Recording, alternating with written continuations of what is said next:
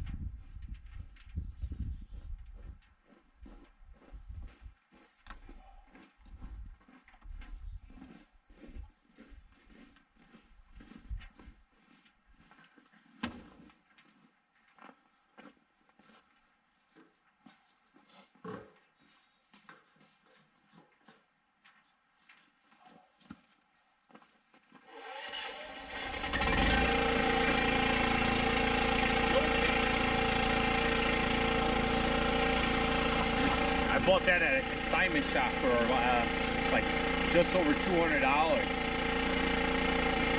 It's a workhorse.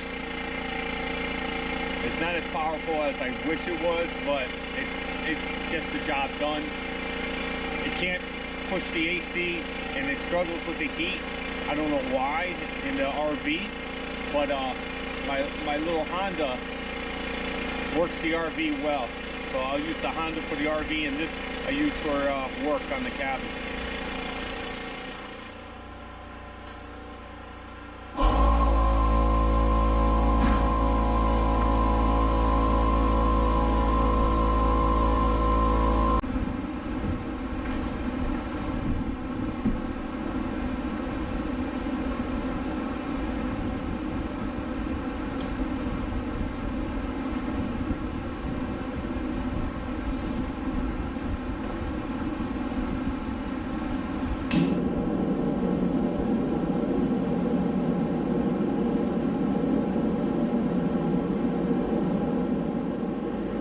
So I got the heat going. The cabin right now is reading at, let's see, it has so many options.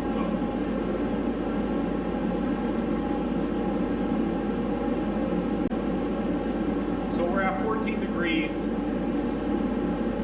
and it feels it. I think my nose is running. This is the first time we really warmed up the cabin when it's been so cold out. That little Dura-Heat 40,000 BTU heater heated this place up. And as you can tell, I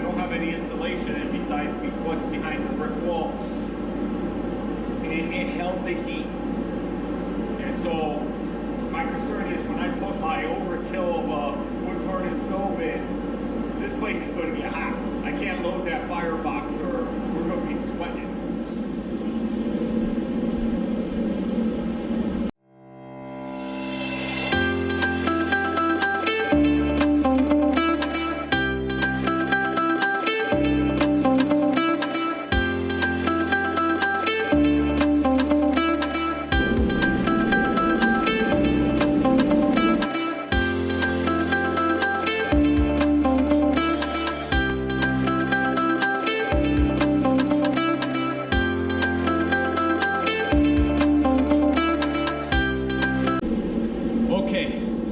This isn't my good camera to be talking to, so I gotta shout because the mics aren't too good with this camera.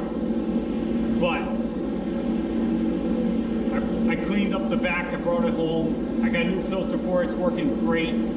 This place is pretty much a mess, so I got most of the sawdust and everything up over on that side. I'm gonna go ahead and start laying some brick on the wall.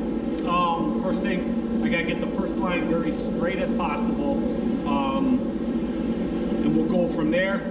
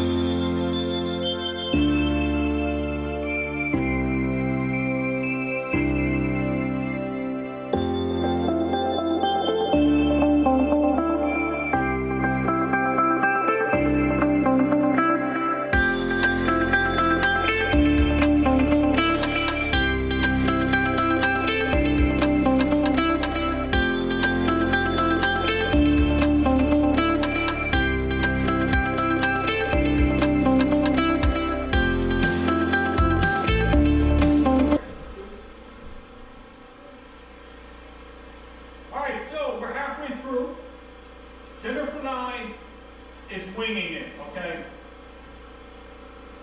At this point, we got it down.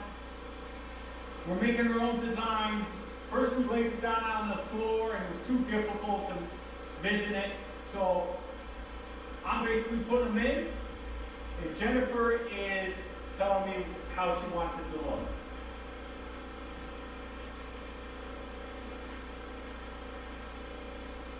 My spacing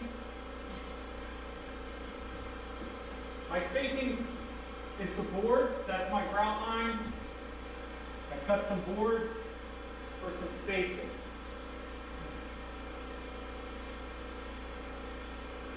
In between is my eyes. This is definitely a custom 100% new Jenn first ever veneer job. We're messy. Get more mortar on the brick than on the wall.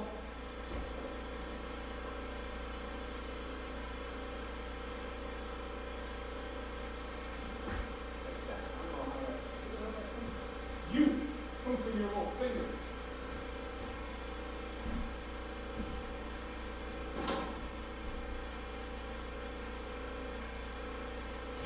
If I had to do it again, I think I would use glue. I've seen a lot of people do that. For the backsplash, I think I'll just use glue.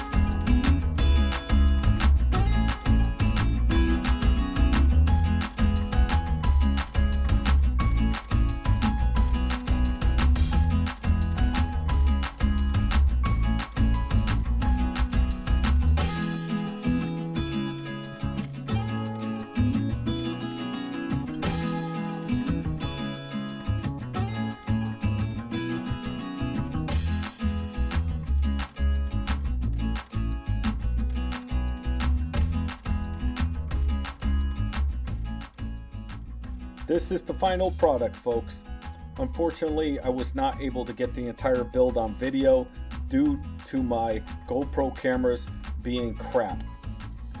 It came out exactly like Jennifer and I wanted.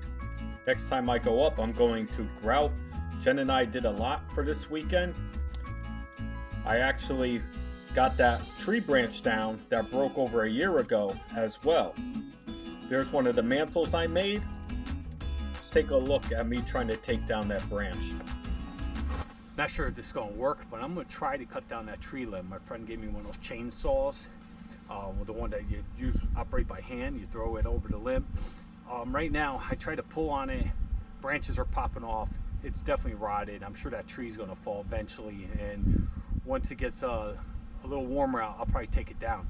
But right now, I just want to see if I could take down the limb before the break. Let's see what happens.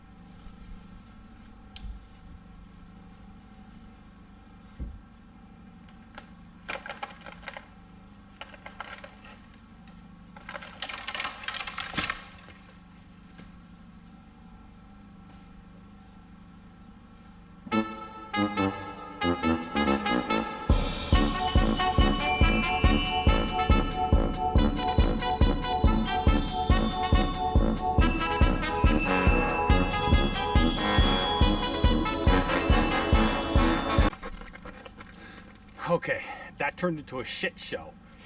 So basically, you're supposed to throw the weighted beanbag over the branch. It's supposed to come back down. You grab both sides, get a nice clean cut. I would have had it nice clean cut instead of that thing sticking out. But what was happening is, I think it's too high of a branch. I made it over perfectly one time, but the beanbag did not come back, because as soon as it started to pick up the chain, it just ran out of gas. Try to work it down, it won't come down. I think the chain is heavier than the beanbag, and so that's a problem. So that fell last winter.